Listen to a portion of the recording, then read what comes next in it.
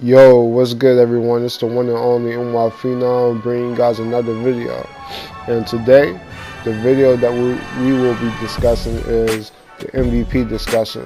I really don't have anything about these videos I'm making. I might just call this the NBA Sports Talk when I talk about NBA talks.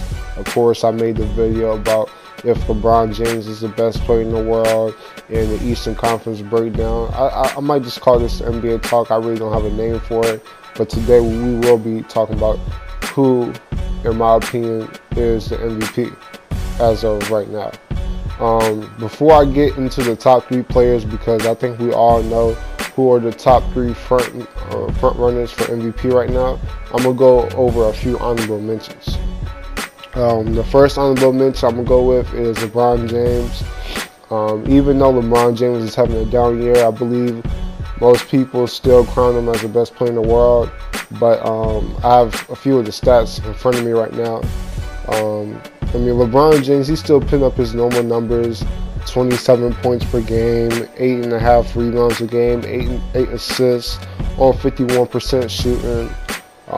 He's shooting 34% from the three-point line on 6 attempts, which 6 attempts is the most that he's ever put up a game. But with all the Lakers drama, it's impossible for him to be MVP, and with him having a groin injury, missing around a month, it's just not an MVP season for LeBron James. The next honorable mention person that I want to mention, and that's Steph Curry. Now Steph Curry has had an underrated season. If I could have added another player to this MVP discussion, it would probably be Steph Curry at the number 4 spot. He's having a monster season. He's putting up 28 points per game, 5 rebounds, 5 assists, shooting 47% from the overall from the field goal range, and he's shooting 43% on nearly 12 threes a game, which is just absurd. That's what Steph Curry does. Part of the reason why it's hard to put him in the MVP discussion is because he has that super team over with the Warriors, which, to be objective, maybe with him putting those numbers up, maybe that makes him more impressive. But when you have that type of team around him, it's going to be hard to be called the MVP. And while we at it, we might as well talk about Kevin Durant. Kevin Durant is pretty much the same thing. He's putting up 27.5 points per game, on 7 rebounds, 6 assists, shooting 51%, 36% from 3. It's just been the KD season. The 3-point percentage is kind of low, but besides that, it's low for KD's. When we talk about KD, because last year he shot 41%, but besides that, it's a KD season. But he's pretty much in the same situation as Steph Curry. When you're on that juggernaut team, a lot of people are not going to vote you in the MVP discussion. So that's that. For the next player that I have an honorable mention, and that's Kawhi Leonard. Now, I did pick before this season. Kawhi Leonard was one of my picks, one of my major picks for the MVP. And he's actually had a really good season. He's putting up 27 points per game, 7 rebounds, 3.3 assists. He's never been a guy that play makes, but when you actually watch the game, he actually has made some really good passes.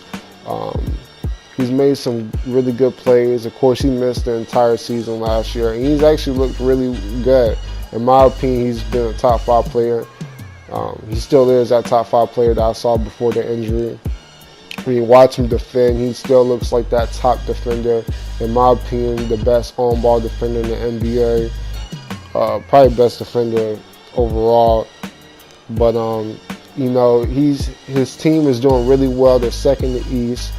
But with Kawhi, he's sitting out back-to-back games, so it's hard to put him in the MVP discussion when the MVP discussion is this packed. If it wasn't this stacked, maybe we'll pick Kawhi Leonard in there, but it's hard to pick somebody in there that has sat out so many games. And for the last person for the honorable mention spot, I'm going to pick Nikola Jokic. Jokic is having an incredible season, 20 points per game, 11 rebounds, and nearly 8 assists. That is insane for a center position. I don't remember anybody in this era at the center position that's put up like 8 assists. I know Joakim Noah was a great playmaker. Marc Gasol. There's been some really good playmakers, but Nikola Jokic, he's just taking it to another level how he's playmaking. But you know, those are just my honorable mentions. So I'm gonna go ahead and get into the actual MVP discussion and who's actually in it. Now let's start with the reigning MVP. We're gonna start off with James Harden. Now this year, James Harden, he's just been playing unbelievable. I mean, let's take a look at his numbers. This dude is averaging 36.5 points on 6.5 rebounds and 7.5 assists. That is unbelievable. Of course, we know how the season started for the Houston Rockets. It was looking very bad. I think they started off under 500, like in their first 15 games. There's a lot of drama. They had the Carmelo Anthony drama. You know, they ended up releasing Melo. It looked like the season was going to be really tough on the Rockets. I mean, it was tough, but then James Harden went on a run and just looked unguardable. I mean, he was unguardable. I mean, 36.5 points is just ridiculous. I think the last time I seen something like that is Kobe Bryant in that 05-06 year. I think Steph Curry 2015-16 season was something kind of similar where he put up over 30 points a game. But that was kind of different. Steph Curry led that team to a 73-9 year. But I mean, what James Harden did this year is just, you know, it's ridiculous. You know, they started off under 500. Now he has the Houston Rockets at 41-25 in the third seed in the West, only 4 games behind the first seed Golden State. That's just ridiculous to think about. Plus, with all the injuries that happened with the Houston Rockets, of course, we know Chris Paul is kind of injured. Clint Capella was out for a little bit. The roster was changing. But James Harden was just consistent throughout the year, and you have to applaud him for that. Also, the 32 straight 30-point games is just ridiculous. That he's second for all time 30-point games behind Will Chamberlain, which that was a whole different era. But just the fact that he was able to do something like that is just wild. Hopefully, the MVP folders don't use like recently bias where they don't pick somebody for MVP because they won it a year before and they just want to see something different. Hopefully they don't choose Harden because of that. Now they don't choose Harden because of the other two players they think are just playing better. I mean, I think that's right, but to not choose him because he just won MVP the year before, that would be unfortunate. So he's definitely a good pick for MVP if that's who you would want to choose. Now, before I get to the other two players, I do want to say that Harden has stepped it up on the defensive side. He looks a lot more engaged compared to previous years. I believe last year he stepped up a little bit on the defensive side, but this year he's taken it to another level. Now, he's still not a good defender, and I wouldn't even consider him a decent defender, but he does look a lot more engaged. He shows a little bit more aggression on the defensive side compared to the previous years, and we have to give him his credit for that. But now, let's go and talk about Paul George. And since we're talking about Paul George, let's just bring up his stats real quick. He's averaging 28 points per game, which is career best, 8 rebounds, which is also career best, and 4.2 assists on 44 overall field goal. That's his overall field goal percentage, and he's shooting 39% from the three-point line. Those are amazing numbers. And he's been playing amazing defense. He's actually the front runner for Defensive Player of the Year. So, I mean, this has just been unbelievable. But to rewind a bit, we have to remember how they started off this year.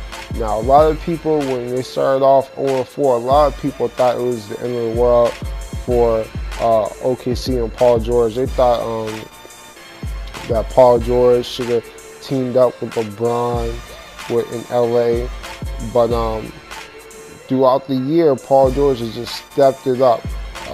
He's just been stepping up on the offensive line, taking more of an offensive load, and it actually has turned into OKC's primary scorer.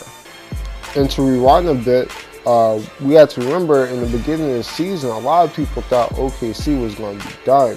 They started off 0-4. Everybody thought that the world was ending for OKC. A lot of people thought that Paul George, the best decision was for him to go team up with LeBron in LA. But, they persevered throughout the year. Westbrook, he started off actually injured. Paul George put like the first 3 games, as a primary star. But Westbrook came back and they still struggled a bit. But once they got to like their 10th to 15th game, everything started clicking, and Paul George just turned into a monster. And we go back throughout the years for Paul George. I necessarily coming into the year, I didn't consider Paul George a top 10 player, and I don't even know if I consider Paul George a top 15 player coming into the year. But how he's been playing this year, is no question that he's a top 10 player now. He's been playing at superstar level on both sides of the court, and in my opinion, that's very important when it comes to the MVP discussion, because I brought up James Harden and how he's been playing amazing on the offensive side, which he definitely has. He's played amazing. And I did say he stepped it up on the defensive side, but Paul George has been the best defender, or a top 3 defender in the entire league this year. So we have to account for that. And we have to remember Paul George in the previous years, a lot of people said that last year he was inconsistent, wasn't clutch, and this year he's been clutch. He's been very clutch. A good example is that Utah Jazz game, and there were so many moments in that game he could have shot away.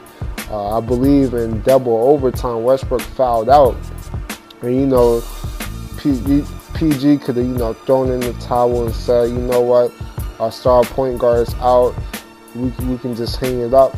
But no, he took in the overtime and made very clutch shots. Of course, he made the floater, that insane floater over Rudy Gobert, who's one of the best shot blockers in the league. And that's very clutch, so we can't give him that label that he's not clutch.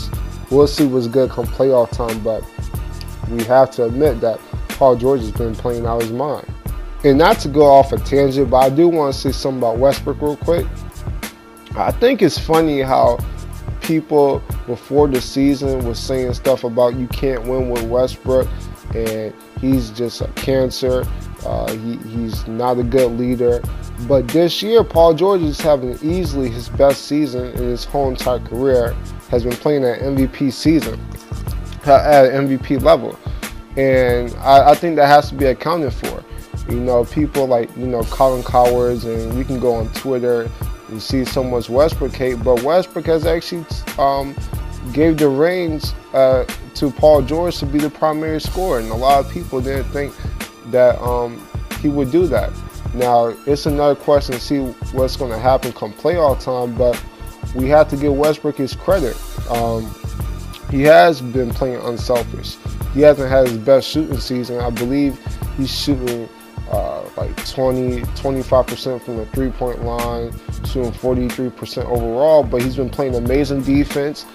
He's been a very good playmaker, and has let Paul George actually handle the ball a lot more, and Westbrook has played off ball. So I did want to speak about that.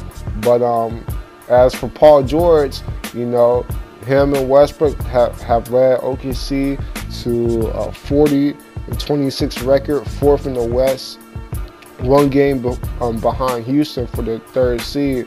So we'll see what's good. Now, for the last player that I want to discuss in this MVP talk is Giannis Antetokounmpo. Now, of course, Giannis is, the Greek freak. He's been playing out of his mind Of course, he's led the Milwaukee Bucks to the first seed in the Eastern Conference with a 50-17 record. They have been losing at a pretty good rate recently, which is not good because the Toronto Raptors are right behind them. But as for Giannis and how he's been playing right now, he's been playing out his mind, averaging 27 points per game, 12.5 rebounds, 6.6 assists per game on 58% field goal, on a 58 field goal percentage. And he's shooting 26% from the three-point line. But when you're the Greek freak, do you really have to have a three-point shot? I'm not really worried about that. I know a lot of people are worried about that. I just hope that the Greek freak gets a pretty consistent mid-range shot. I think if he had a deadly mid-range shot, I think that would just make him pretty much unguardable, in my opinion.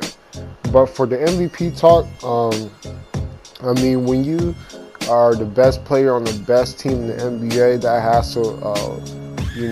has to account for something. I mean, James Harden last year, he won it because of that. Steph Curry in the 2015-16 season, that was a big factor. So it's going to play a big factor this year if the Bucks hold on to the #1 seed. As for Giannis and how he's been playing, I mean, the dude is just straight dominant. I mean, on the offensive side, he attacks the rim relentlessly. Can finish on you, can finish around you, and if the team that's facing him, if the opponents are going to collapse on him, he has shooters all around him, so he's just going to spread it out. Watching this guy Giannis play on the offensive side is something of a whole, especially in the inside. Like, watching him play in the paint is just incredible. Like, this guy really does remind me of Shaq down low. I'm not going to be blasphemous and say that he's more dominant or anywhere close as dominant as Shaq in the paint, but I mean, this dude has just been incredible down low.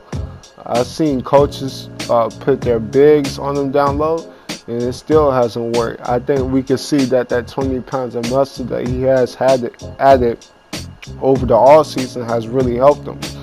But as incredible as he has been on the offensive side, we can't forget as of how dominant he has been on the defensive side. I mean, this guy truly has been one of the best defenders in the NBA this year. In my opinion, he's been a top 10 defender this year.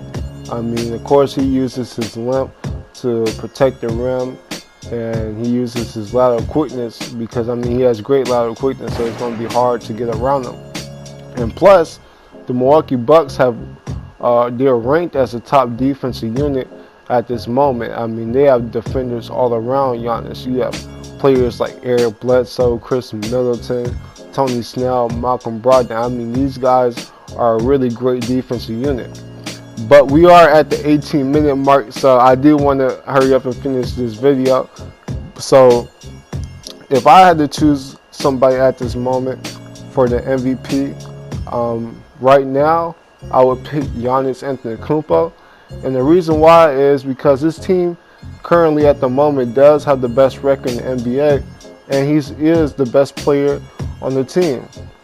Now, if you guys do or don't agree with some of the opinions that I did make in this video, don't shy of commenting down below of how you feel about it. Now, if you guys do enjoy this video, give it a like. I'm the NY Phenom, and I am out. Deuces.